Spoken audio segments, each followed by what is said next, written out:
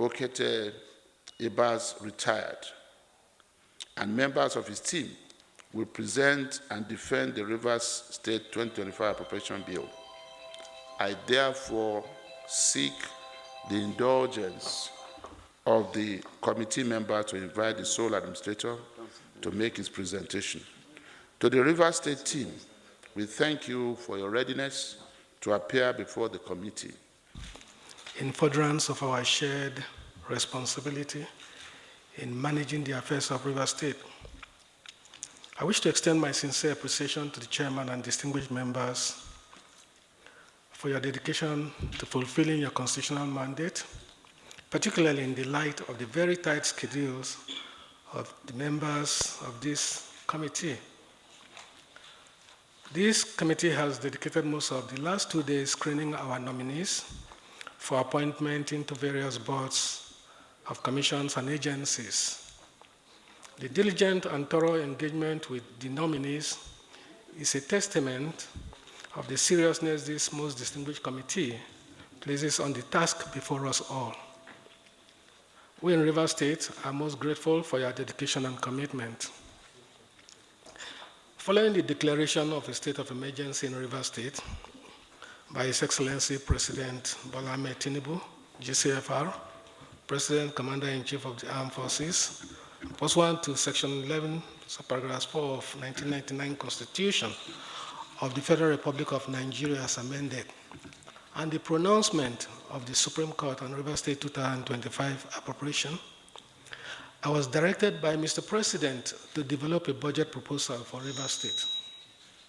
I subsequently submitted a budget proposal to Mr. President, which he graciously transmitted to the National Assembly for consideration. Furthermore, we received a correspondence from this distinguished committee requesting for information regarding the 2024 budget performance, revenue and expenditure of the state from January 2025 to date, as well as the details of the 2025 budget proposal. I am pleased to inform the committee that we have largely compiled and transmitted the requested information, which I believe are with you. A quick review of the official records for the 2024 budget shows that the total revenue of Rivers State government was 1.04 trillion naira compared to a target of 800.39 billion naira. This represented 250.37 billion naira or 31.6% above the budget target. On the expenditure side, official budget performance report shows total expenditure was 740.7 billion naira. This was 52.72 billion naira or 6.6% less than the spending target. It is my well-considered opinion that the expenditures were clearly understated. The proposed 2025 Rivers State government budget aligns with the strategic objectives outlined in the Rivers State Development Plan 2017-2027. Importantly, the budget proposal before you may not be a perfect document, given the time and circumstances of its development. Regrettably, also, some state officials withheld critical information required to ensure a more complete capture of those expenditures undertaken in the first quarter at the time of submission of the budget estimates. However, the budget proposal presents an integrated framework to strengthen revenue mobilization, accelerate infrastructure delivery, enhance human capital, and promote inclusive economic growth. The budget is crafted as a people-centered fiscal blueprint, responsive to present challenges and future development imperatives. We are optimistic that implementing the budget proposal will deliver great socioeconomic benefits for the people of Rivers State. The proposed 2025 budget was meticulously designed to account for and regularize expenditure already undertaken during the first quarter of the fiscal year by the suspended administration before the state of emergency declaration by His Excellency President Bola Tinubu, GCFR. The total revenue projected for the 2025 fiscal year is 1.490 trillion naira. As at 31st May 2025, total revenue inflows were about 415 billion naira, which is about 8% higher than the 383 billion naira projected. The total expenditure plan for 2025, like I stated earlier, is 1.80 trillion naira as submitted to Mr. President. However, after receipt of the additional information on the first quarter expenditure, the reviewed projected expenditure for 2025 is 1.846 trillion naira. However, recognizing the exigencies under the state of emergency and the need to ensure fiscal credibility, the budget framework integrates expenditure information made available before the submission of the budget proposal to ratify first quarter expenditures within a lawful and transparent structure. This ensures alignment with statutory appropriation protocols while safeguarding the integrity of public finance management. Additionally, in anticipation of the eventual return to constitutional order, the draft budget prudently retains provisions for the offices and functions of suspended political actors, some of whom have already drawn unallocated resources in the first quarter and are expected to resume their duties at the expiration of the emergency period. Considering the prevailing security challenges and the formal declaration of state of emergency on security by Mr. President, the budget prioritizes restoring peace, public order, community stability, and measures to secure national assets within Rivers State. The budget provides robust allocations to support a multifaceted security framework to curb insecurity and substantially prevent future escalation. In acknowledgement of the complex and evolving nature of insecurity we face in Rivers State, particularly as it relates to militancy, cult-related violence, kidnapping, and intercommunal conflicts, the budget provides substantial resources for intelligence gathering and analysis. These resources will support data collection and analytics to improve interagency collaboration designed to detect and neutralize threats before they materialize.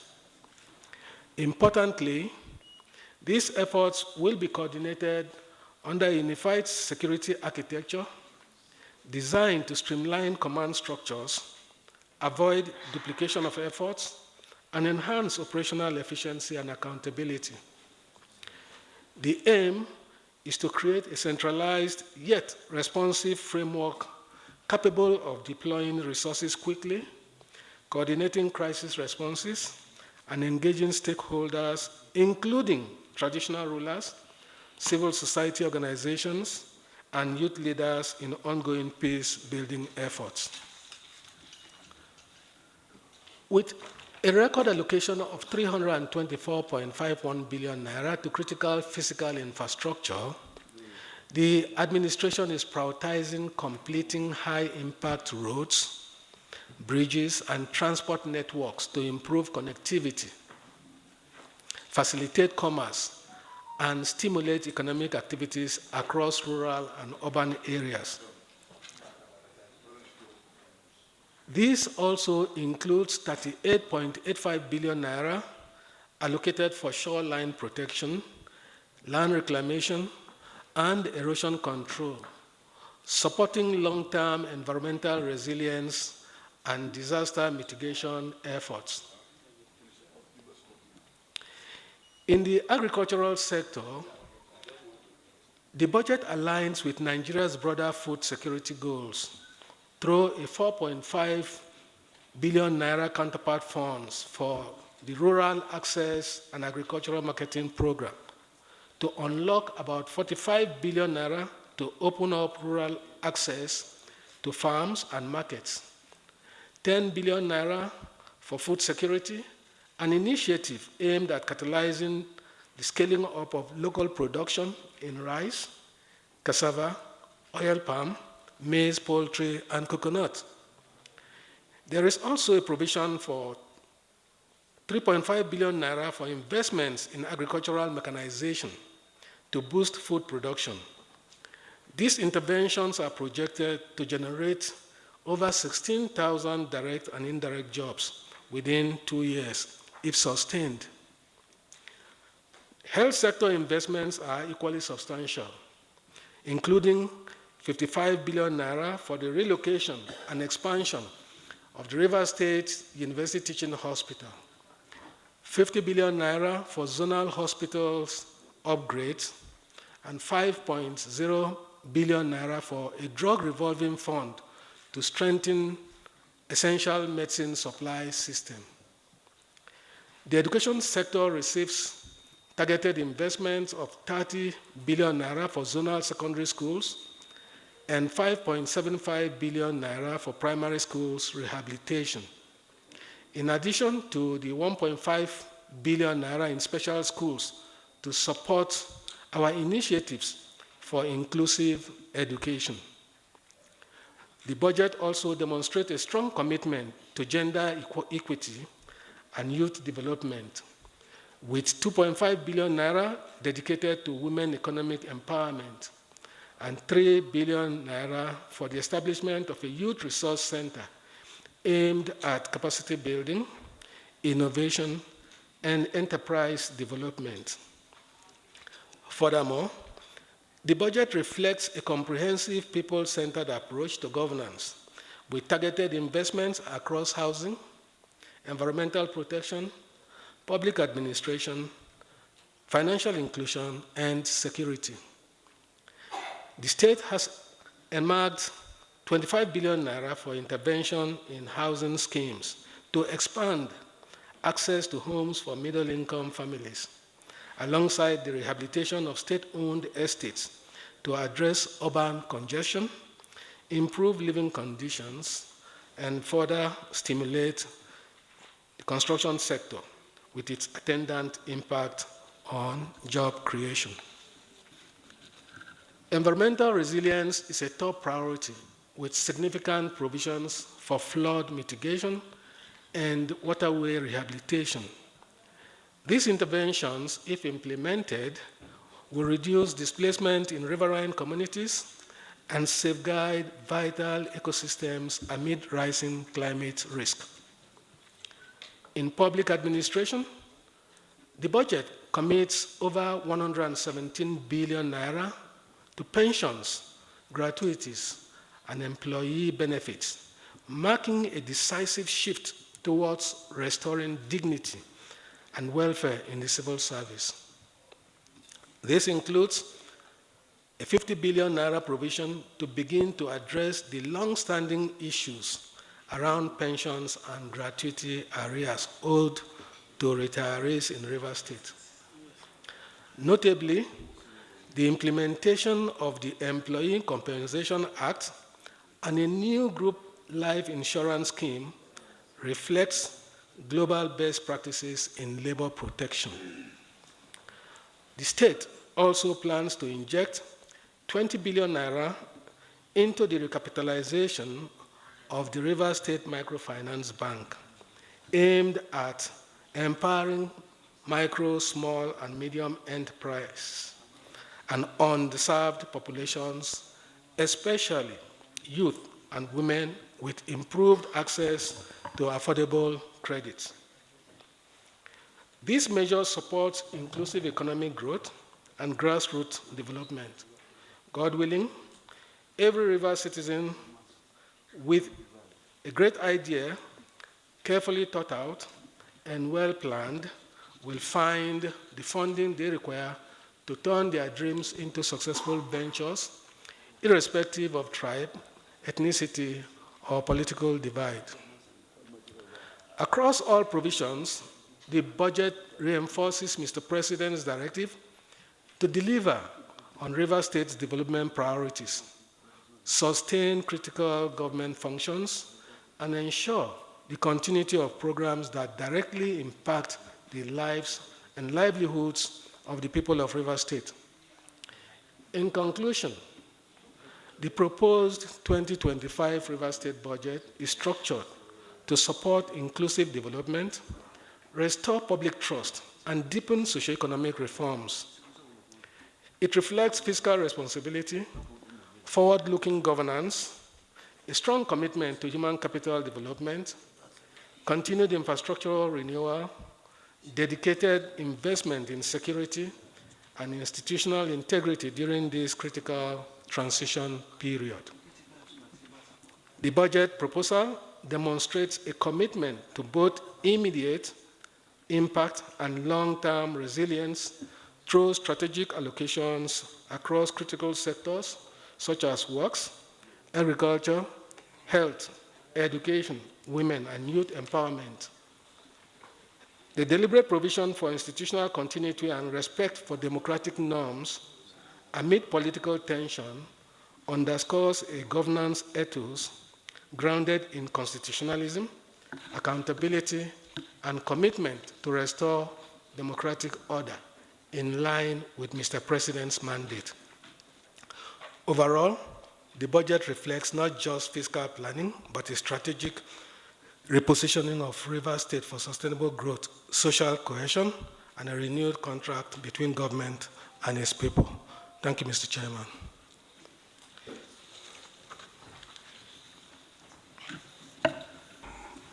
The end of the, I don't know whether I call it opening ceremony or the ceremonial aspect of this proceeding. What will follow is our technical session, and it is the resolve of the committee that will be held in closed-door session. So what that means is the gentlemen of the press, having listened to our speeches on both sides of the aisle, will now need to excuse us. But as usual, I know they will not be far away. They will be waiting for us at the door. And at the end of it all, at the end of it all, we would be able to also give you an update. But it won't be only the gentlemen of the press. Please, if you are not a member of the committee, if you are not a distinguished senator member of this committee or part of our secretariat, if you are not the sole administrator or on the team of the sole administrator, you may also need to excuse us.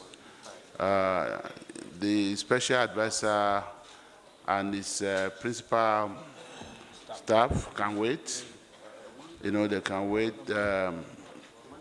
The sole administrator and his team, and then the distinguished senators. Please, let's save time.